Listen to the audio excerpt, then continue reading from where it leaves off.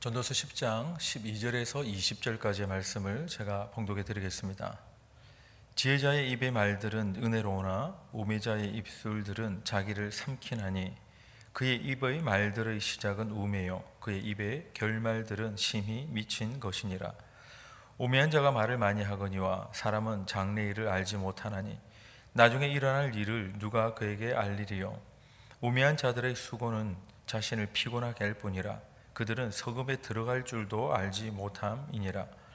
왕은 어리고 대신들은 아침부터 잔치하는 나라여 내게 화가 있도다. 왕은 귀족들의 아들이요 대신들은 취하지 아니하고 기력을 보하려고 정한 때에 먹는 나라여 내게 복이 있도다. 게으른즉 석가래가 내려앉고 손을 놓은즉 집이 새느니라. 잔치는 희락을 위하여 베푸는 것이요 포도주는 생명을 기쁘게 하는 것이나 돈은 범사에 이용되느니라. 심중에라도 왕을 저주하지 말며 침실에서라도 부자를 저주하지 말라. 공중의 새가 그 소리를 전하고 날짐승이 그 일을 전파할 것임이니라. 아멘. 오늘은 전도서 10장 후반부의 말씀들을 전체 보고자 합니다. 몇몇 중심된 구절을 보고요. 나머지 부분들은 우리가 다 이해할 수 있는 부분들을 마음에 잘 새기면 좋겠습니다. 12절 보면 지혜자의 입의 말들은 은혜로우나 우매자의 입술들은 자기를 삼키나니 이렇게 되어 있습니다. 이제 다른 번역본으로는 지혜로운 사람은 말을 해서 덕을 보고 어리석은 사람은 자의 입으로 한 일 때문에 한 말 때문에 이제 망한다 이런 표현이에요. 지혜로운 자의 입이 은혜롭다. 이제 곰곰이 생각해 보면 결국 은혜를 끼치는 말을 하는 것이 지혜로운 말이다라는 거죠. 우린 보통 지혜롭다, 지혜로운 말 이렇게 생각하면 똑똑하고 사리를 잘 분별하고 뭔가 통찰력이 있고 그래서 정확하게 그것을 판단하고 오류가 없이 그런 지적인 능력을 지혜롭다고 또 지혜로운 말이다 이렇게 표현할지 모르겠지만 그렇게 똑똑하게 말하는 것이 아니라 성경의 관점으로 보면 은혜를 끼치는 말을 하는 것이 지혜롭다 이렇게 표현하는 거예요. 같은 이야기도 어떻게 은혜를 끼칠 수 있는가 이게 관건이겠죠. 그냥 똑같은 것을 소술하는 것이 아니라 그것을 어떻게 듣는 이에게 어떻게 그 상황에 그렇게 맞게끔 그렇게 전달을 하거나 표현을 하는가 이제 이것이 이제 은혜를 끼치는 것이고 이제 지혜로운 말을 하는 것이다 생각이 되는데 곰곰이 생각해 보면 이 은혜를 끼치는 말을 어떻게 할 수 있을까요? 은혜를 끼치는 말 도대체 무슨 말을 해야 은혜를 끼칠 수 있을까 참 고민되는 것 같아요. 그냥 지혜롭다, 똑똑하다, IQ가 얼마다 이런 정도가 아니라 은혜를 끼치는 말을 하려면 어떤 말이어야 하고 어떤 태도여야 하고 어떤 단어를 써야 하고 이런 것들이 참 고민되지 않을까 생각을 하게 됩니다. 그것 또한 하나님이 주시는 지혜인 것 같아요. 어떻게 하면 은혜를 끼칠 수 있을까? 그것이 하나님이 주시는 지혜가 아니고서는 어떻게 은혜를 끼치겠습니까? 나는 좋은 말을 하고 바른 말을 한다 하지만은 그게 은혜가 안 되는 경우도 있을 것이고 나는 그냥 적당히 얘기를 했는데 누군가에게는 그게 너무 크게 감동이 될 수도 있는 것이고 이런 것들에 대해서 우리의 지혜로서 이것을 어떻게 알 수 있을까? 우리는 상대방이라든지 내 말을 듣는 사람이라든지 그런 표현을 할 때 누군가가 이제 읽을 때에 그 모든 글들이나 표현들이 그 사람의 상태에 대해서 우리는 다 알지 못하잖아요.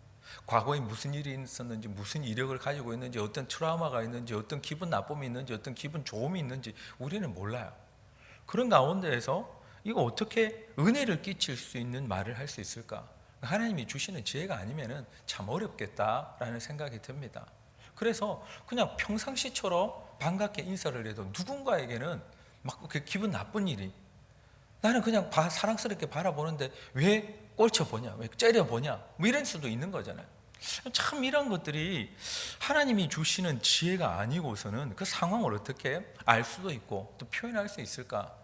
우리만의 힘으로는 막 열심히 상담을 공부를 하고 또 심리학을 공부를 하고 그렇게 해서 이런 말이면 괜찮겠다 아이 메시지를 쓴다든지 여러 가지 그런 표현들을 다 동원한다 하더라도 안 되는 건 안 되는 것이다. 결국은 은혜를 끼치는 말을 하기 위해서는 그 정도가 필요한 것이 아니라 하나님이 주시는 하늘로부터 오는 지혜가 아니면 불가능하겠구나라는 것을 우리는 겸손하게 인정해야 할 것 같아요. 그래서 오늘도 그런 지혜 주시기를 하늘로부터 오는 지혜를 주셔서 하나님 내가 참 말이 서툴입니다. 영어도 서툴고 한국말도 서툴고 단어도 점점 한인 사회가 이제 그렇게 크지 않으면은 늘 쓰는 단어 자체가 뭐 좀 고상한 단어라든지 책을 열심히 읽어가지고 이런 저런 단어가 쓰는 게 뭐 수만 가지가 아니라 결국 몇 가지 단어만 계속 사용하고 있으면 그 말 가지고 어떻게 은혜를 끼칠 수 있을까? 오직 하나님이 하셔야 하니 오직 내 입술을 내어 드립니다. 하나님이 지혜로 채워주시고 은혜를 끼치는 통로가 될 수 있도록 나를 사용해달라는 그런 겸손한 기도가 우리 모두에게 있어야 할 것 같아요. 넘어가면 13절에 그의 입의 말들의 시작은 우매요 그의 입의 결말들은 심히 미친 것이니라 이렇게 되어 있습니다. 이제 어리석은 자 얘기하는 거예요. 어리석은 자 입에서 나오는 말은 어리석음으로 시작해서 사악한 광기로 끝난다 이런 이제 번역이 다른 데도 그렇게 되어 있습니다. 우매한 자는요 멈추게끔 하지 않으면 말이 점점 심해지죠. 보통 증상이 더 과격한 말이 나오든지 걷잡을 수가 없는 것이 보통인 것 같아요. 그냥 말 실수를 한번 했네? 그리고 나면 나머지 부분들은 잘 정리가 되면 좋은데 이 우매자는 그렇지 않잖아요. 그게 점점 더 나아갑니다. 그리고 막 상상의 나래를 펴고 그 말들이 점점 심해져서 결국 성경이 뭐라고 표현하고 있냐면 결말들은 심히 미친 것이다. 다른 번역본으로는 사악한 광기로 끝난다 이렇게 되는데 이건 말로 끝나는 것이 아니라 사악한 결과를 불러일으킨다 그런 의미입니다. 그러니까 그 결과물까지 자기 자신이든지 또 다른 사람에게든지 영향을 끼친다는 그런 의미예요. 20절로 넘어가면 심중에라도 왕을 저주하지 말며 침실에서라도 부자를 저주하지 말라. 공중의 새가 그 소리를 전하고 날짐승이 그 일을 전파할 것임이니라 이렇게 되어 있습니다.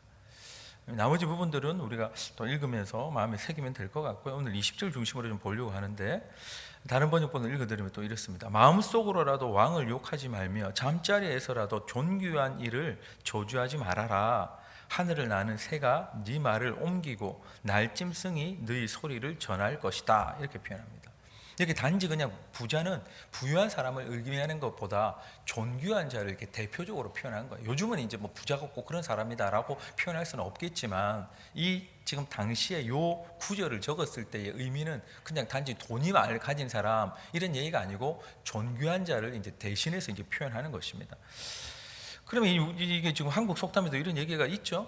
낱말은 새가 듣고 반말은 쥐가 듣는다. 듣는 정도가 아니라 이게 표현대로 한다면 옮긴다는 얘기를 하잖아요. 그 어느 정도까지냐면 마음속으로 하는 말, 잠자리에서 속삭이는 말 이러한 얘기를 어떻게 옮길 것이냐 이게 좀 과장되기는 해요. 그런데 이 성경에 얘기하는 것은 그것이 전파될 것이다 이렇게 좀 표현하는데 특히 한국 속담하고는 다른 건 뭐냐? 낱말은 새가 듣고 반말은 쥐가 듣는데 성경에서는 다 날짐승 얘기를 하는 거예요. 새가 듣고 날짐승이 듣는다. 이 얘기는 굉장히 빨리 그리고 널리 전파될 것이다 라는 것을 강조해서 지금 표현하고 있는 것입니다. 그러니까 이 지금 그만큼 네가 조그맣게 얘기한 것도 멀리 갈 것이고 또 빨리 전파될 것이니까 조심하라 이제 이런 의미인데 이것이 그냥 자기 마음의 생각 정도로 끝나는 것이 아니라 이제 뭐 나는 생각만 했어요. 그럴 수 있겠지만 성경은 네가 마음속에 심중에라도 그러지 말아라. 마음속으로 품지라도 말아라. 이제 이렇게 표현하는 것은 굉장히 좀 이렇게 폭넓게 얘기하고 과장되게 지금 표현하는 거예요.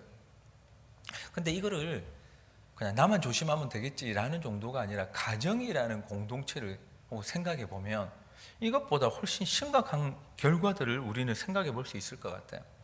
다른 이들에게 뭔가가 전파돼 내가 이렇게 욕을 했는데 이게 내가 욕한 것이 저 사람에게 상대방에게 알려졌다 이런 정도가 아니라 이 가정에서는 다른 후유증을 낳는데 보통 보면 남편이 욕하는 걸 아내가 듣는다, 아내가 욕하는 것을 남편이 듣는다. 이제 서로가 욕하는 게 아니라 다른 사람을 비방하는 것을. 그럼 뭐가 남아요? 나는 가만히 있었는데 상대방이 얘기해가지고 그 선입견이라든지 판단이라든지 감정 상함이라든지 같이 남게 된단 말이에요. 그런 영향력을 서로 받게 되는데 특히 부모가 다른 사람 욕하는 걸 누가 듣습니까? 자녀가 듣게 돼요. 그럼 자녀가 그 영향을 받게 돼 있습니다. 그 영향으로 사람에 대해서 판단하게 되고 야 누구누구는 어떻다더라. 그러면 안 만나봤어도 그 사람은 그런 존재일 것이다 라는 그러한 기준이 생고 재료를 삼게 됩니다. 사회에 대해서 막 욕하고 막 정부에 대해서 막 욕하고 막 또 주변에 있는 사람들 만나는 사람 다 욕한다. 그럼 어떻게 돼요? 만나보지도 않아도 아 사회는 이런 거구나, 제도는 이렇게 나쁜 거구나, 그 사람은 그런 사람들이구나. 그런 기준과 재료를 점점점 정착해 간다는 거죠. 특히 이 부모가 교회나 교인들에 대해서 비방하고 욕하고 이런 걸 자녀가 듣죠. 그럼 자녀들에게 무슨 영향을 끼칩니까? 신앙의 영향을 끼치게 돼요. 신앙의 영향을 끼치고 교회나 교인들을 보는 시각에 지대한 영향을 끼칩니다. 아, 교회는 그런 것이구나. 어릴 때는 몰랐어요. 근데 맨날 그런 얘기를 듣다 보니까 아, 교회는 그런 것이구나. 교인들은 그런 것이구나. 우리 장로님은 그런 분이구나. 우리 집사님은 그런 분이구나. 교제를 안 해도 그냥 계속 쌓이고 있다는 것입니다. 그게 하루 이틀 쌓이고 자녀들의 신앙과 교회에 대한 관점을 결정짓게 되죠. 가치관이나 세계관이나 인생관에 영향을 끼치게 되고 또 교회관에 영향을, 신앙관에 영향을 끼치게 되어 있습니다. 이 삶 전체에 영향을 끼치는 것들이죠. 이런 관점이라는 것이. 그럼 어떻게 고칠 수가 있을까? 어디서부터 빼내야 하고 어디서부터 잘못됐는지 우리는 잘 몰라요. 그것은 남을 비방하고 험담했다는 사실이 그냥 들켜서 누군가에게 까발려졌다는 것보다 훨씬 심각한 후유증을 남긴다는 것을 우리는 기억해야 합니다. 왜 그러냐면 그것은 우리가 가장 사랑하는 사람들의 정신과 마음을, 영혼을 병들게 하고 있는 장본인이 바로 우리 입이니까. 좀 자녀들이 좋은 신앙을 가지면 좋겠다. 근데 어느 날 그때 그랬잖아요. 그런 얘기들이 계속 쌓여간다는 것입니다. 어느 날 병들게 되어 있는 마음을 보게 되고 어느 날 병들게 되어 있는 교회에 대해서 그냥 비판적이다. 그게 무슨 말이에요? 사람에 대해서 비판적이고 하나님에 대해서도 마찬가지고 그냥 하나님의 교회를 신학적으로는 어머니의 품과 같이 이렇게 표현을 하는데 그런데 그냥 거기로 돌아가고 싶은 마음이 별로 안 생기는 거예요. 왜냐하면 품어줄 것이라는 기대가 없으니까. 그런 것들을 누가 하느냐? 남이 하지 않아요. 다른 사람이 막 야단쳐가지고 하는 게 아니라 그냥 우리가 부모가 하는 것입니다. 반대의 영향들도 끼치겠죠? 좋은 영향. 지금 표현한 걸 반대로 생각하면 지금 성경의 20절에 표현해 심중에라도 마음속으로라도 우리 왕을 기뻐하고 침실에라도 우리 하나님을 찬양하고 차를 타고 운전하면서라도 교인들과 교회에 대해서 칭찬하고 그렇게 해서 기도를 해주는 것을 자녀들이 들을 것입니다. 볼 것입니다. 이 표현대로 이해한다면 날짐승이 듣기 전에 먼저 듣지 않겠어요? 그 영향력들도 분명히 남아있을 것이다. 그거는 자녀들에게 지대한 영향을 끼칠 것이고 돈으로 살 수도 있는 것도 아니고 어느 날 갑자기 만들어낼 수 있는 것도 아닌 것입니다. 그 한마디가 쌓이고 두마디가 쌓이고 세마디가 쌓이고 그것이 쌓이고 쌓여서 어느 날 하나님은 이런 분이실 것이라는 상상에 그것이 정착이 되고 고착이 되고 그걸 어떻게 우리가 바꿀 수 있겠냐. 오늘 던지는 한마디 그것이 그들에게 영향을 끼칠 것이다 이렇게 표현하고 있는 것입니다. 여기 성경에 보면 20절에 처음에 이렇게 표현돼요. 심중에라도 이렇게 표현됩니다. 앞에 장황하게 말 얘기가 나오다가 여기는 심중에라도 이렇게 표현되는 거예요. 마음속으로라도 라는 것입니다. 남들을 비방하고 험다는 것을 조심해야 되는 그런 정도가 아니라 그것이 결국 나오는 것은 마음부터잖아요. 내가 남을 비방하면 안 되는데 또 오늘 실수를 했구나. 그게 다 어디서 나옵니까? 여기 쌓여있는 데서 나오는 거 아니에요? 근데 그걸 조심하는 것보다 차라리 우리 마음이 정말 마음으로라도 하나님 찬양하고 마음으로라도 교회와 교인들과 세상에 대해서 그래도 아름다운 것들을 표현할 수 있는 그게 너무나 자연스러운 사람이면 이게 좀 조심할 필요가 없을 것 같아요. 오히려 심중에 있는 것이 막 드러나면 더 좋지 않겠습니까? 내 심중에 넘쳐나는 하나님에 대한 사랑, 내 심중에 넘쳐나는 말씀에 대한 것들, 그런 것들이 막 그냥 넘쳐나면 뭐 날짐승이 듣든 자녀가 듣든 쥐가 듣든 뭐 멀리 전파가 되면 더 좋겠죠. 그런 자연스러운 사람이 되면 얼마나 좋을까. 20절을 볼 때마다 근데 그러면 안 되는 데가 아니라 내 얘기하는 거구나. 심중에라도 왕을 찬양하고 침실에라도 하나님의 존귀한 자들에 대해서 내가 칭찬하는 것을 널리 퍼뜨려라. 그런 자연스러운 사람이면 얼마나 좋을까. 근데 늘 그냥 조심해야 되고 막 이게 문제다 막 이렇게 하면서 하는 것보다 그런 사람 되기를, 특히 비방이 넘쳐서 비방과 심각한 후유증을 끼치는 자가 아니라 자꾸 이게 넘치니까 일이 넘치고 넘치니까 영향을 끼치고 그게 아니라 은혜가 넘쳐서 은혜가 넘쳐서 이리로도 넘치고 넘치니까 그 은혜를 끼치는 사람. 오늘 내가 무엇을 끼칠 것인가? 우리 가정에, 직장에, 우리 주변의 사람들에게, 세상에 그것을 말이든지 행동이든지 표정이든지 무엇을 끼칠 것인가? 오늘 표현에 의한다면 너 자꾸 그런 것서 딴 사람 영향 끼치지 말아라 하는 것이 주요 주제면 오늘 내게 은혜가 넘쳐서 은혜를 끼치는 자가 될 수 있기를, 저뿐만 아니라 우리 모두가 그런 자 되길 예수님 이름으로 축복합니다. 어디에 가든지 은혜를 끼치는 말, 우리 처음으로 이 12절로 돌아가면 어떻게 하면 은혜를 끼칠 수 있을까? 은혜가 넘쳐야 은혜를 끼치지 않을까요? 비방이 넘치면 비방을 끼칠 것이고, 욕이 넘치면 욕을 끼칠 것이고, 여기 어떻게 하면 지혜자의 입의 말들은 은혜로울 수 있을까? 어떻게 하면 은혜를 끼치는 말을 할 수 있을까? 그것을 잘 여기서는 아닌데 이까지 나오면 여기서 포장하는 사람이 아니라 그냥 자연스럽게 흘러나온 은혜를 넘치게 받아서 그것이 자연스럽게 배에서 생수의 강이 넘치듯이 우리 그런 존재가 되기를, 오늘도 하나님 내게 그것이 자꾸 모자란다면 내 속에 구중물 말고 생수를 폭포같이 그냥 쏟아 부어주셔서 다 이건 날아가고 없고 은혜가 넘쳐서 은혜를 끼치는 자로 우리 오늘 꽉 채울 수 있기를, 우리 간구하고 그런 자 될 수 있기를 예수님 이름으로 축복합니다. 한번 기도하겠습니다. 하나님 아버지, 우린 지혜로운 자가 되기를 원합니다. 그런데 세상에서 가장 똑똑한 자가 되는 것이 아니라 은혜를 끼치는 자가 될 수 있으면 너무 좋겠습니다. 하나님 아버지, 늘 은혜가 안 될까 봐 조심하고 내 속에 있는 것이 드러날까 봐 조심하고 들킬까 봐 조심하고 그런 존재가 아니라 은혜가 가득 차 있으면 은혜가 자연스럽게 넘치는 것이 행동이든 말이든 표정이든 넘치게 될 텐데, 주님 은혜를 끼치는 자가 될 수 있도록 주여 우리 모두를 도와 주시옵소서. 심중에라도 은혜가 넘치고 입술에라도 은혜가 넘치고, 그래서 그것을 가려야 되고 숨겨야 되고, 하나님 날짐승이 들을까 봐, 자녀들이 들을까 봐, 새들이 들을까 봐, 쥐들이 들을까 봐, 다른 사람들이 들을까 봐 고민하고 경계하는 자가 아니라 그저 풀어헤쳐져서 너무나 자연스러운 가운데서 은혜를 넘쳐나게 하여 은혜를 끼치는 자들이 될 수 있도록 우리 모두를 붙들어 주시옵소서.